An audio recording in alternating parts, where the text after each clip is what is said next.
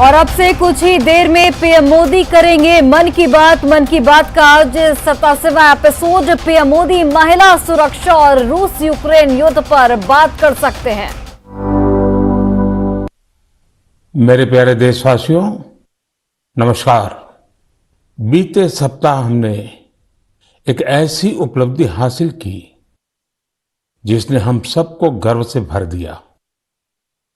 आपने सुना होगा कि भारत ने पिछले सप्ताह $400 बिलियन यानी 30 लाख करोड़ रुपए के एक्सपोर्ट का टारगेट हासिल किया है। पहली बार सुनने में लगता है कि ये अर्थव्यवस्था से जुड़ी बात है, लेकिन ये अर्थव्यवस्था से भी ज्यादा भारत के सामर्थ्य, भारत के पोटेंशियल से जुड़ी बात है। एक समय में भारत से एक्सपोर्ट का आंकड़ा कभी 100 बिलियन, कभी 150 बिलियन, कभी 200 बिलियन तक हुआ करता था। अब आज भारत $400 बिलियन पर पहुंच गया है। इसका एक मतलब ये कि दुनिया भर में भारत में बनी चीजों की डिमांड बढ़ रही है। दूसरा मतलब ये कि भारत की सप्लाई चेन दिनों दिन और मजबूत हो रही है। और इसका एक बहुत बड़ा संदेश भी है। देश विराट कदम तब उठाता है जब सपनों से बड़े संकल्प होते हैं, जब संकल्पों के लिए दिन रात ईमानदारी से प्रयास होता है, तो वो संकल्प सिद्ध भी होते हैं। और आप देखिए, किसी व्यक्ति के जीवन में भी तो ऐसा ही होता है। जब किसी के संकल्प, उसके प्रयास, उसके सपनों से भी बड़े हो जाते हैं, तो सफलता उसके पास खुद चल करके आती है। साथियों, देश के कोने कोने से नए नए प्रोडक्ट जब विदेश जा रहे हैं, असम के हैलाकांडी के लेदर प्रोडक्ट हो या उस्मानाबाद के हैंडलूम प्रोडक्ट, बीजापुर की फल सब्जियां हो और चंदौली का ब्लैक राइस, सबका एक्सपोर्ट बढ़ रहा है। अब आपको लद्दाख की विश्व प्रसिद्ध एप्रिकॉट दुबई में भी मिलेगी और सऊदी अरब में तमिलनाडु से भेजे गए केले मिलेंगे। और सबसे बड़ी बात ये कि नए नए प्रोडक्ट्स नए नए देशों को भेजे जा रहे हैं। जैसे हिमाचल, उत्तराखंड में पैदा हुए मिलेट्स, मोटे अनाज की पहली खेप डेनमार्क को निर्यात की गई। आंध्र प्रदेश के कृष्णा और चित्तूर जिले के बंगनपल्ली और सुवर्णरेखा आम दक्षिण कोरिया को निर्यात किए गए। त्रिपुरा से ताजा कटहल हवाई रास्ते से लंदन निर्यात किए गए। और तो और पहली बार नागालैंड की राजा मिर्च को लंदन भेजा गया। इसी तरह भालिया गेहूं की पहली खेप गुजरात से केन्या और श्रीलंका निर्यात की गई। यानी अब आप दूसरे देशों में जाएंगे तो मेड इन इंडिया प्रोडक्ट्स पहले की तुलना में कहीं ज्यादा नजर आएंगे। साथियों, यह लिस्ट बहुत लंबी है और जितनी लंबी ये लिस्ट है, उतनी ही बड़ी मेक इन इंडिया की ताकत है, उतना ही विराट भारत का सामर्थ्य है। और सामर्थ्य का आधार है हमारे किसान, हमारे कारीगर, हमारे बुनकर, हमारे इंजीनियर, हमारे लघु उद्यमी, हमारा एमएसएमई सेक्टर, ढेर सारे अलग अलग प्रोफेशन के लोग, ये सब इसकी सच्ची ताकत है। इनकी मेहनत से ही $400 बिलियन के एक्सपोर्ट का लक्ष्य प्राप्त हो सका है। और मुझे खुशी है कि भारत के लोगों का इस सामर्थ्य अब दुनिया के कोने कोने में नए बाजारों में पहुंच रहा है। जब एक एक भारतवासी लोकल के लिए वोकल होता है, तब लोकल को ग्लोबल होते देर नहीं लगती है। आइए लोकल को ग्लोबल बनाएं और हमारे उत्पादों की प्रतिष्ठा को और बढ़ाएं। साथियों, मन की बात के श्रोताओं को ये जानकर भी अच्छा लगेगा कि घरेलू स्तर पर भी हमारे लघु उद्यमियों की सफलता हमें गर्व से भरने वाली है। आज हमारे लघु उद्यमी सरकारी खरीद में गवर्नमेंट ई मार्केट प्लेस यानी जेम के माध्यम से बड़ी भागीदारी निभा रहे हैं। टेक्नोलॉजी के माध्यम से बहुत ही ट्रांसपेरेंट व्यवस्था विकसित की गई है। पिछले 1 साल में जेम पोर्टल के जरिए सरकार ने 1 लाख करोड़ रुपए से ज्यादा की चीजें खरीदी हैं।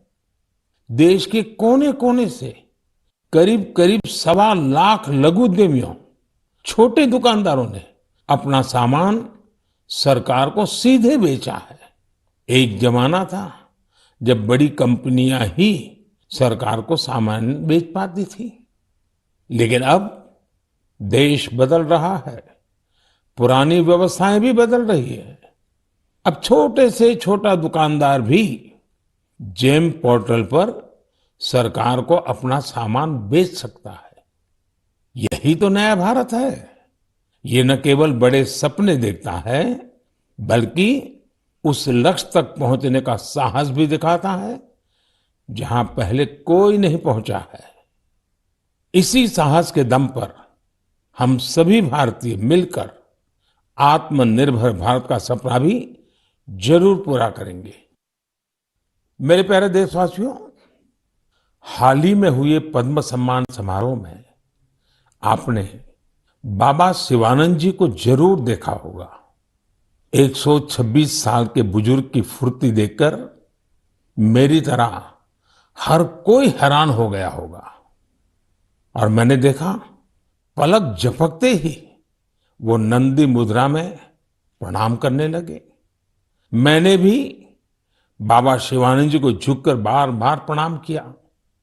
126 वर्ष की आयु और बाबा शिवानंद की फिटनेस दोनों आज देश में चर्चा का विषय है। मैंने सोशल मीडिया पर कई लोगों का कमेंट देखा कि बाबा शिवानंद अपनी उम्र से 4 गुना कम आयु से भी ज्यादा फिट है। वाकई बाबा शिवानंद का जीवन हम सभी को प्रेरित करने वाला है। मैं उनकी दीर्घ आयु की कामना करता हूं। उनमें योग के प्रति एक पैशन है और वे बहुत हेल्दी लाइफस्टाइल जीते हैं। जीवेम शरदः शतम। हमारी संस्कृति में सबको 100 वर्ष के स्वस्थ जीवन की शुभकामनाएं दी जाती हैं। हम 7 अप्रैल को विश्व स्वास्थ्य दिवस मनाएंगे। आज पूरे विश्व में हेल्थ को लेकर भारतीय चिंतन, चाहे वो योग हो या आयुर्वेद, इसके प्रति रुझान बढ़ता जा रहा है। अभी आपने देखा होगा कि पिछले ही सप्ताह कतर में एक योग कार्यक्रम का आयोजन किया गया। इसमें 114 देशों के नागरिकों ने हिस्सा लेकर एक नया वर्ल्ड रिकॉर्ड बना दिया। इसी तरह से आयुष इंडस्ट्री का बाजार भी लगातार बड़ा हो रहा है। 6 साल पहले आयुर्वेद से जुड़ी दवाइयों का बाजार 22,000 करोड़ रुपए के आसपास का था। आज आयुष मैन्युफैक्चरिंग इंडस्ट्री 1,40,000 करोड़ रुपए के आसपास पहुंच रही है। यानी इस क्षेत्र में संभावनाएं लगातार बढ़ रही हैं। स्टार्टअप वर्ल्ड में भी आयुष आकर्षण का विषय बनता जा रहा है। साथियों, हेल्थ सेक्टर के दूसरे स्टार्टअप्स पर तो मैं पहले भी कई बार बात कर चुका हूं, लेकिन इस बार आयुष स्टार्टअप्स पर आपसे विशेष तौर पर बात करूंगा। एक स्टार्टअप है कपिवा। इसके नाम में ही इसका मतलब छिपा है। इसमें क का मतलब है कफ, पी का मतलब है पित्त और वा का मतलब है वात। यह स्टार्टअप हमारी परंपराओं के मुताबिक हेल्दी ईटिंग हैबिट्स पर आधारित है। एक और स्टार्टअप निरोग स्ट्रीट भी है। आयुर्वेद हेल्थ केयर इकोसिस्टम में एक अनूठा कंसेप्ट है। इसका टेक्नोलॉजी ड्रिवन प्लेटफॉर्म दुनिया भर के आयुर्वेदा डॉक्टर्स को सीधे लोगों से जोड़ता है। 50,000 से अधिक प्रैक्टिशनर्स इससे जुड़े हुए हैं। इसी तरह आत्रे इनोवेशंस एक हेल्थ केयर टेक्नोलॉजी स्टार्टअप है जो होलिस्टिक वेलनेस के क्षेत्र में काम कर रहा है। इक्सोरियल ने न केवल अश्वगंधा के उपयोग को लेकर जागरूकता फैलाई है, बल्कि टॉप क्वालिटी प्रोडक्शन प्रोसेस पर भी बड़ी मात्रा में निवेश किया है। क्योरवेदा ने जड़ी बूटियों के आधुनिक शोध और पारंपरिक ज्ञान के संगम से होलिस्टिक लाइफ के लिए डाइटरी सप्लीमेंट्स का निर्माण किया है। साथियों, अभी तो मैंने कुछ ही नाम गिनाए हैं, ये लिस्ट बहुत लंबी है। ये भारत के युवा उद्यमियों और भारत में बन रही नई संभावनाओं का प्रतीक है। मेरा हेल्थ सेक्टर के स्टार्टअप्स और विशेषकर आयुष स्टार्टअप से एक आग्रह भी है। आप ऑनलाइन जो भी पोर्टल बनाते हैं, जो भी कंटेंट क्रिएट करते हैं, वो संयुक्त राष्ट्र द्वारा मान्यता प्राप्त सभी भाषाओं में भी बनाने का प्रयास करें। दुनिया में बहुत सारे ऐसे देश हैं जहां अंग्रेजी न इतनी बोली जाती है और ना ही इतनी समझी जाती है।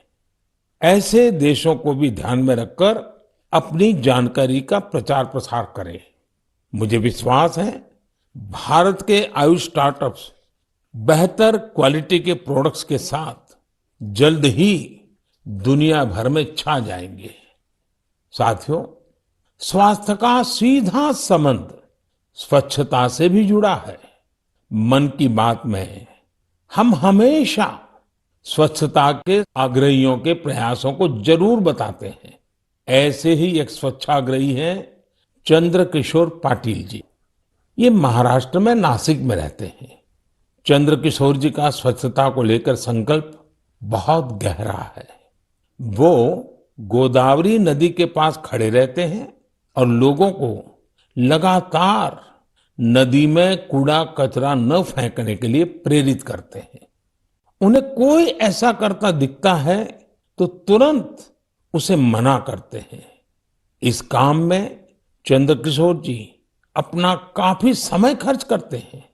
शाम तक उनके पास ऐसी चीजों का ढेर लग जाता है जो लोग नदी में फेंकने के लिए लाए होते हैं। चंद्रकिशोर जी का ये प्रयास जागरूकता भी बढ़ाता है और प्रेरणा भी देता है। इसी तरह एक और स्वच्छाग्रही हैं ओडिशा में पुरी के राहुल महाराणा। राहुल हर रविवार को सुबह सुबह पुरी में तीर्थ स्थलों के पास जाते हैं और वहां प्लास्टिक कचरा साफ करते हैं। वो अब तक सैकड़ों किलो प्लास्टिक कचरा और गंदगी साफ कर चुके हैं। पुरी के राहुल हो या नासिक के चंद्रकिशोर, ये हम सबको बहुत कुछ सिखाते हैं। नागरिक के तौर पर हम अपने कर्तव्यों को निभाएं, चाहे स्वच्छता हो, पोषण हो या फिर टीकाकरण। इन सारे प्रयासों से भी स्वस्थ रहने में मदद मिलती है। मेरे प्यारे देशवासियों, आइए बात करते हैं केरला के मुपट्टम श्री नारायणन जी की। उन्होंने एक प्रोजेक्ट की शुरुआत की है जिसका नाम है pots for water of life. आप जब इस प्रोजेक्ट के बारे में जानोगे तो सोचेंगे कि क्या कमाल का काम है। साथियों, मुपट्टम श्री नारायण जी गर्मी के दौरान पशु पक्षियों को पानी की दिक्कत ना हो, इसके लिए मिट्टी के बर्तन बांटने का अभियान चला रहे हैं। गर्मियों में वो पशु पक्षियों की इस परेशानी को देखकर खुद भी परेशान हो उठते थे। फिर उन्होंने सोचा कि क्यों न वह खुद ही मिट्टी के बर्तन बांटने शुरू कर दे, ताकि दूसरों के पास उन बर्तनों में सिर्फ पानी भरने का ही काम रहे। आप हैरान रह जाएंगे कि नारायण जी द्वारा बांटे गए बर्तनों का आंकड़ा 1 लाख को पार करने जा रहा है। अपने अभियान में 1 लाखवां बर्तन वो गांधी जी द्वारा स्थापित साबरमती आश्रम में दान करेंगे। आज जब गर्मी के मौसम ने दस्तक दे दी है, तो नारायण जी का यह काम हम सबको जरूर प्रेरित करेगा और हम भी इस गर्मी में हमारे पशु पक्षी मित्रों के लिए पानी की व्यवस्था करेंगे। साथियों, मैं मन की बात के श्रोताओं से भी आग्रह करूंगा कि हम अपने संकल्पों को फिर से दोहराएं। पानी की एक एक बूंद बचाने के लिए हम जो भी कुछ कर सकते हैं वो हमें जरूर करना चाहिए। इसके अलावा पानी की रिसाइकलिंग पर भी हमें उतना ही जोर देते रहना है। घर में इस्तेमाल किया हो जो पानी गमलों में काम आ सकता है, गार्डनिंग में काम आ सकता है, वो जरूर दोबारा इस्तेमाल किया जाना चाहिए। थोड़े से प्रयास से आप अपने घर में ऐसी व्यवस्थाएं बना सकते हैं। रहीमदास जी सदियों पहले कुछ मकसद से ही कहकर गए हैं कि रहमन पानी राखिए, बिन पानी सब सुन। और पानी बचाने के इस काम में मुझे बच्चों से बहुत उम्मीद है। स्वच्छता को जैसे हमारे बच्चों ने आंदोलन बनाया, वैसे ही वो वाटर वॉरियर बनकर पानी बचाने में मदद कर सकते हैं। साथियों, हमारे देश में जल संरक्षण, जल स्रोतों की सुरक्षा सदियों से समाज के स्वभाव का हिस्सा रहा है। मुझे खुशी है कि देश में बहुत से लोगों ने वाटर कंजर्वेशन को लाइफ मिशन ही बना दिया है। जैसे चेन्नई के एक साथी हैं अरुण कृष्णमूर्ति जी। अरुण जी अपने इलाके में तालाबों और झीलों को साफ करने का अभियान चला रहे हैं। उन्होंने 150 से ज्यादा तालाबों, झीलों की साफ सफाई की जिम्मेदारी उठाई और उसे सफलता के साथ पूरा किया। इसी तरह महाराष्ट्र के एक साथी रोहन काले हैं। रोहन पैसे से एक एचआर प्रोफेशनल है। वो महाराष्ट्र के सैकड़ों स्टेप वेल्स यानी सीढ़ी वाले पुराने कुओं के संरक्षण की मुहिम चला रहे हैं। इनमें से कई कुएं तो सैकड़ों साल पुराने होते हैं और हमारी विरासत का हिस्सा होते हैं। सिकंदराबाद में बंसीलाल पेट कुआं एक ऐसा ही स्टेप वेल है।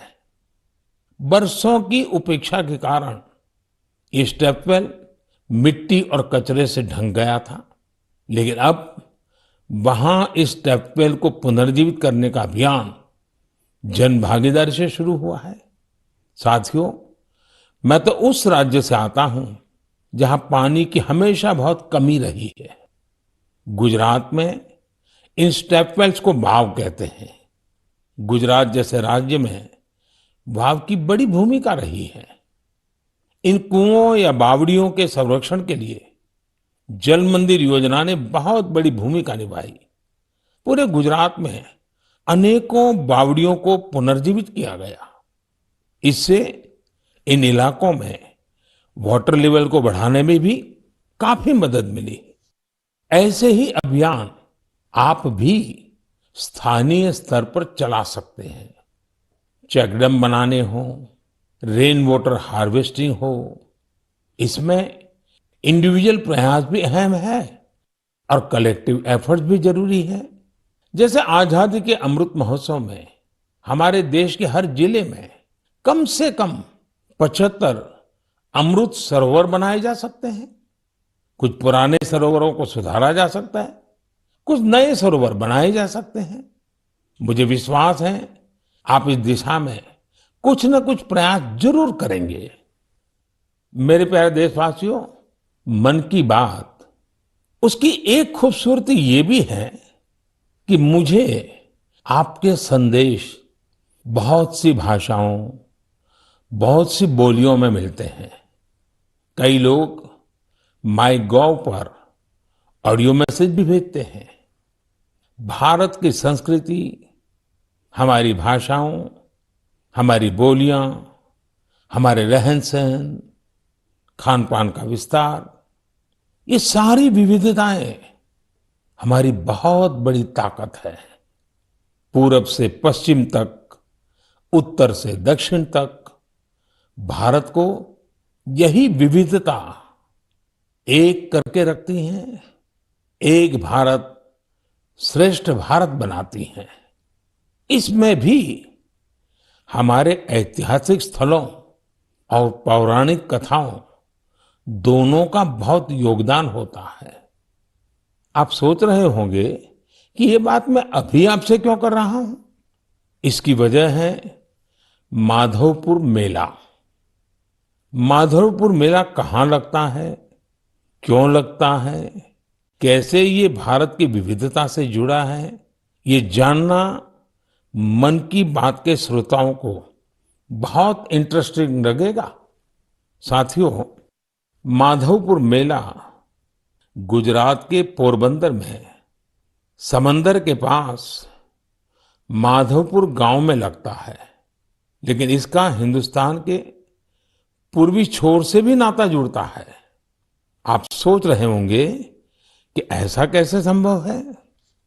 तो इसका भी उत्तर एक पौराणिक कथा से ही मिलता है।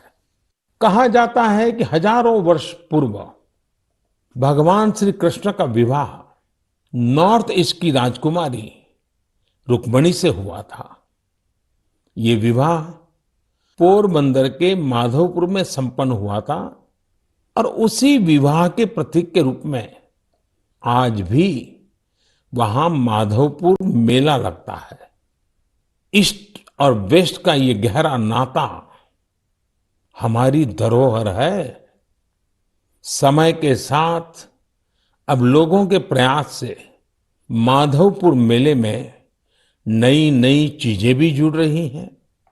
हमारे यहाँ कन्या पक्ष को घराती कहा जाता है और इस मेले में अब नॉर्थ ईस्ट से बहुत से घराती भी आने लगे हैं। एक सप्ताह तक चलने वाले माधवपुर मेले में नॉर्थ ईस्ट के सभी राज्यों के आर्टिस्ट पहुंचते हैं, हैंडीक्राफ्ट से जुड़े कलाकार पहुंचते हैं और इस मेले की रौनक को चार चांद लग जाते हैं। एक सप्ताह तक भारत के पूरब और पश्चिम की संस्कृतियों का ये मेल, ये माधवपुर मेला एक भारत श्रेष्ठ भारत की बहुत सुंदर मिसाल बना रहा है। मेरा आपसे आग्रह है, आप भी इस मेले के बारे में पढ़ें और जानें। मेरे प्यारे देशवासियों, देश में आजादी का अमृत महोत्सव अब जन भागीदारी की नई मिसाल बन रहा है। कुछ दिन पहले 23 मार्च को शहीद दिवस पर देश के अलग अलग कोने में अनेक समारोह हुए। देश ने अपनी आजादी के नायक नायिकाओं को याद किया, श्रद्धापूर्वक याद किया। इसी दिन मुझे कोलकाता के विक्टोरिया मेमोरियल में विप्लवी भारत गैलरी के लोकार्पण का भी अवसर मिला।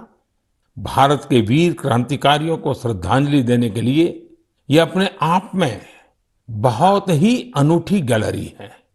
यदि अवसर मिले तो आप इसे देखने जरूर जाइएगा।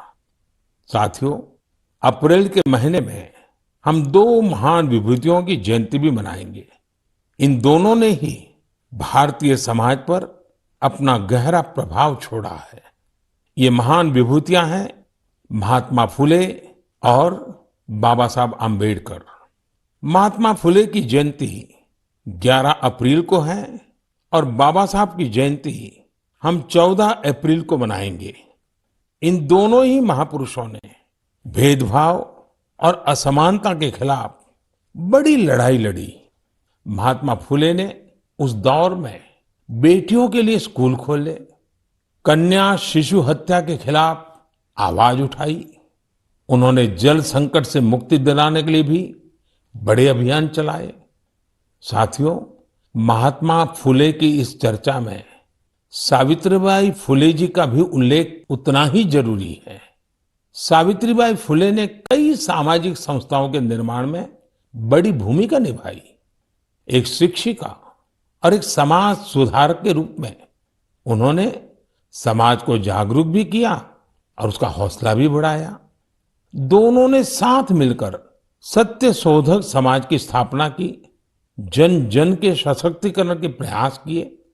हमें बाबा साहब आम्बेडकर के कार्यों में भी महात्मा फुले के प्रभाव साफ दिखाई देते हैं। वो कहते भी थे कि किसी भी समाज के विकास का आकलन उस समाज में महिलाओं की स्थिति को देखकर किया जा सकता है। महात्मा फुले, सावित्रीबाई फुले, बाबा साहब आम्बेडकर के जीवन से प्रेरणा लेते हुए मैं सभी माता, पिता और अभिभावकों से अनुरोध करता हूं कि वे बेटियों को जरूर पढ़ाएं। बेटियों का स्कूल में दाखिला बढ़ाने के लिए कुछ दिन पहले ही कन्या शिक्षा प्रवेश उत्सव भी शुरू किया गया है। जिन बेटियों की पढ़ाई किसी वजह से छूट गई है, उन्हें दोबारा स्कूल लाने पर फोकस किया जा रहा है। साथियों, ये हम सभी के लिए सौभाग्य की बात है कि हमें बाबा साहब से जुड़े पंच तीर्थ के लिए कार्य करने का भी अवसर मिला है। उनका जन्मस्थान महू हो, मुंबई में चैत्य भूमि हो, लंदन का उनका घर हो, नागपुर की दीक्षा भूमि हो या दिल्ली में बाबा साहब का महापरिनिर्वाण स्थल, मुझे सभी जगहों पर, सभी तीर्थों पर जाने का सौभाग्य मिला है। मैं मन की बात के श्रोताओं से आग्रह करूंगा कि वे महात्मा फुले, सावित्रीबाई फुले और बाबा साहब आम्बेडकर से जुड़ी जगहों के दर्शन करने जरूर जाएं। आपको वहां बहुत कुछ सीखने को मिलेगा। मेरे प्यारे देशवासियों, मन की बात में इस बार भी हमने अनेक विषयों पर बात की। अगले महीने बहुत से पर्व त्योहार आ रहे हैं। कुछ ही दिन बाद ही नवरात्र है। नवरात्र में हम व्रत, उपवास, शक्ति की साधना करते हैं, शक्ति की पूजा करते हैं। यानी हमारी परंपराएं हमें उल्लास भी सिखाती हैं और संयम भी। संयम और तप भी हमारे लिए पर्व ही है। इसलिए नवरात्र हमेशा से हम सभी के लिए बहुत विशेष रही है। नवरात्र के पहले ही दिन गुड़ी पड़वा का पर्व भी है। अप्रैल में ही ईस्टर भी आता है और रमजान के पवित्र दिन भी शुरू हो रहे हैं। हम सबको साथ लेकर अपने पर्व मनाएं, भारत की विविधता को सशक्त करें, सबकी यही कामना है। इस बार मन की बात में इतना ही। अगले महीने आपसे नए विषयों के साथ फिर मुलाकात होगी। बहुत बहुत धन्यवाद।